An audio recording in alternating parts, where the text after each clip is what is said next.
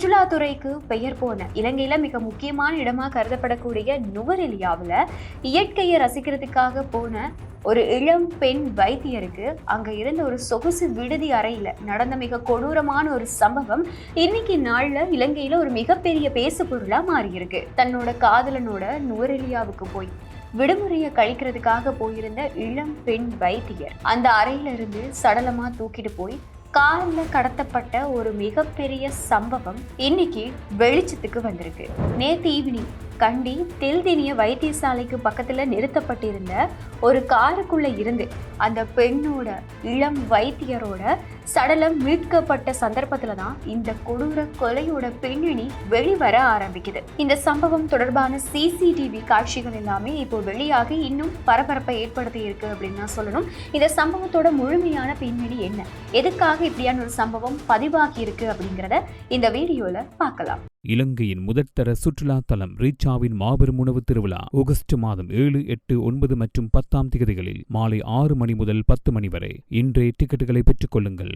இந்த சம்பவத்துல கொலை செய்யப்பட்ட அந்த நபர் வெலிகம பகுதியைச் சேர்ந்த 33 வயதான PR ஷியாமா தர்ஷினி அப்படிங்கிற பெண் வைத்தியர் அப்படின்னு இப்போ விசாரணைகள்ல தெரிய வந்திருக்கு.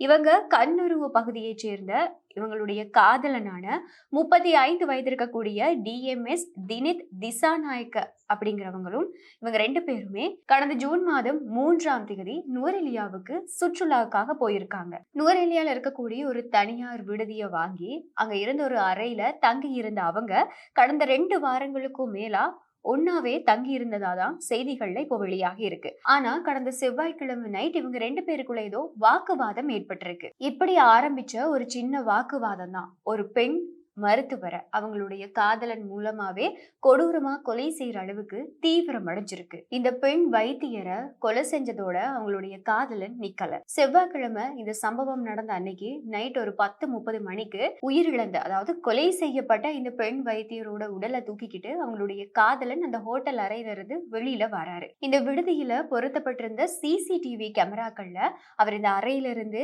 கொலை செய்யப்பட்ட இந்த பெண் மருத்துவரை வெளியில கூட்டிக்கிட்டு வந்து அங்க நிறுத்தப்பட்டிருந்த ஒரு கார்ல இவங்களுடைய சடலத்தை ஏற்றுற இந்த காட்சிகள் எல்லாமே பதிவாகி இருக்கு. இப்படியான பின்னணியில இந்த விடுதியில என்னமோ அசம்பாவிதம் நடந்திருக்கு அப்படிங்கறத உணர்ந்த அந்த பெண் மருத்துவரோட சகோதரன், மூத்த சகோதரன் உடனடியா நுவரெலியா போலீஸ் நிலையத்துல ஒரு முறைப்பாடை வழங்குறாரு. போலீசார் சம்பவ இடத்துக்கு வந்து அந்த விடுதியில இருந்த சிசிடிவி கேமராக்களையும் சிசிடிவி காட்சிகளையும் செக் பண்ணும் போதுதான் ஒரு விஷயம் வெளிவந்திருக்கு. அது என்ன அப்படின்னா, இந்த ஹோட்டல் அறையில இருந்து இந்த பெண் மருத்துவர் கார்ல ஏற்றி கடத்தப்பட்டிருக்காங்க அப்படிங்கிற ஒரு விஷயம் தெரிய வருது. இதுக்கப்புறமா நுவரெலியா போலீசார் விசாரணைகளை தீவிரப்படுத்தினதுக்கு அப்புறமா இந்த கார் எந்த திசையை நோக்கி போயிருக்கு அப்படிங்கறது எல்லாமே கண்டுபிடிக்கிறாங்க. விசாரணைகள் தீவிரப்படுத்தப்பட்டதுக்கு அப்புறமா புதன்கிழமை, அதாவது நேற்று ஈவினிங்ல கண்டி தெல்தினிய ஹாஸ்பிட்டலுக்கு பக்கத்துல வச்சு இந்த கார் கண்டுபிடிக்கப்படுது. இந்த காருக்குள்ள இந்த இளம் பெண் வைத்தியர் சடலமா மீட்கப்படுறாங்க. இந்த பெண் வைத்தியரோட மூத்த சகோதரன் மூலமா நுவரெலியா போலீசாருக்கு முறைப்பாடு வழங்கப்பட்ட மாதிரியே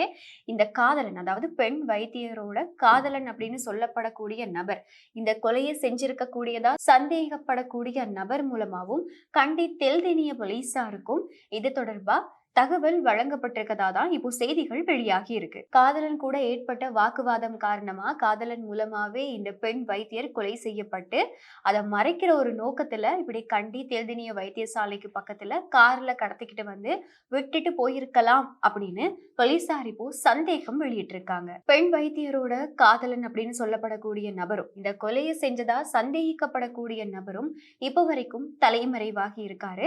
எது எப்படி இருந்தாலும் கூட நுவரெலியா தடயவியல் போலீசாரோட உதவியோட இவங்க தங்க இருந்த விடுதி அறையில இருந்து முக்கியமான தடயங்கள், கைரேகைகள், அது மட்டும் இல்லாம சிசிடிவி காட்சிகள் இதெல்லாத்தையும் வந்து போலீசார் சேகரிச்சிருக்காங்க. மிக முக்கியமா இந்த விடுதி ஊழியர்கள் கிட்டையும் வாக்குமூலங்கள் பெறப்பட்டிருக்கு. வாக்குமூலங்கள் பதிவு செய்யப்பட்டது மட்டும் இல்லாம பெண் வைத்தியரை கொலை செய்ததா சந்தேகிக்கப்படக்கூடிய அவங்களுடைய காதலனோட தொலைபேசி அழைப்புகளையும் அதற்கான தரவுகளையும் போலீசார் சேகரிச்சிட்டு இருக்காங்க. இது மூலமா தலைமறைவாக இருக்கக்கூடிய சந்தேக நபரை கைது செய்யறதுக்கான அதிகமான வாய்ப்புகள் இருக்கதாகவும் இப்போ எதிர்பார்க்கப்படுது. இந்த சம்பவம் தொடர்பா இப்போ வரைக்கும் இப்படியான தகவல்கள் தான் வெளியாகி இருக்கு. இப்போ போலீசார் விசாரணைகளை தீவிரப்படுத்திக்கிட்டு இருக்கக்கூடிய பின்னணியில எதுக்காக இந்த கொலை நடந்திருக்கலாம், அப்படி இல்லைன்னா இந்த கொலைக்கு பின்னாடி வேற ஏதாவது ஒரு காரணம் இருக்கா அப்படிங்கிற ரீதியில பல விசாரணைகளும் நடத்தப்பட்டு வருது.